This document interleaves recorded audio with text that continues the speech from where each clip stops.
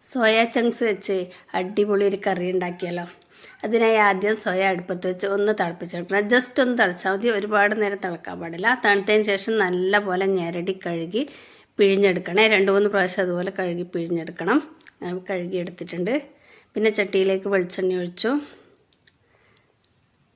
ഇഞ്ചി, വെളുത്തുള്ളി, പച്ചമുളകൊക്കെ കറിവേപ്പില ഒക്കെ ചേർത്ത് കൊടുക്കുന്നു.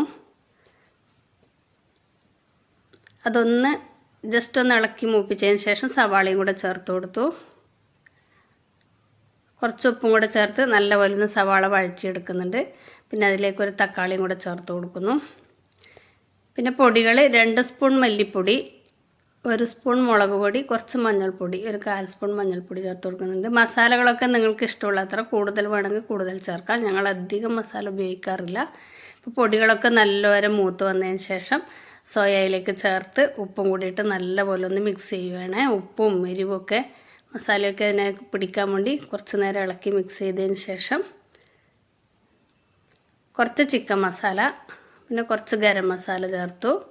എല്ലാം കൂടി ഒന്ന് മിക്സ് ചെയ്തതിന് ശേഷമാണ് കുറച്ച് ചൂടുവെള്ളം, കുരുമുളക് പൊടിയും കൂടെ ചേർത്ത് കൊടുക്കുന്നുണ്ട്, അത് പറയാൻ വിട്ടുപോയി. അതും കൂടെ ചേർത്തതിന് ശേഷം കുറച്ച് ചൂടുവെള്ളം ഒഴിച്ച്, ഒരുപാട് വെള്ളമൊന്നും ഒഴിക്കുന്നില്ല, ചാറായിട്ട് വേണമെങ്കിൽ ഒഴിക്കാം. ഞാനിത് ഡ്രൈ ആക്കി എടുക്കാനാണ്. ഒഴിച്ച് നല്ലപോലെ ഒന്ന് തിളപ്പിച്ചെടുക്കുകയാണ്. അപ്പോൾ മസാലകളൊക്കെ എന്നതിന് പിടിക്കണം. പിന്നെ കുറച്ച് തേങ്ങാക്കൊത്ത് കൂടി ചേർത്ത് കൊടുത്തു, കുറച്ച് കറിവേപ്പില കൂടി ഇട്ട് കൊടുത്തു. പിന്നെ മല്ലിയിലൊക്കെ വേണമെങ്കിൽ ചേർക്കാം, വന്ന് എൻ്റെ കയ്യിലില്ല ഇപ്പം. അപ്പം എല്ലാം കൂടെ തിളപ്പിച്ച് കുറുക്കിയെടുത്താൽ നല്ലൊരു കറി റെഡിയായിട്ടുണ്ട്. നല്ല ഇറച്ചി കറീൻ്റെ ടേസ്റ്റിലുള്ളൊരു കറിയാണ്. ഉണ്ടാക്കി നോക്കിയിട്ട് ഫീഡ്ബാക്ക് അറിയിക്കണം. Thank you.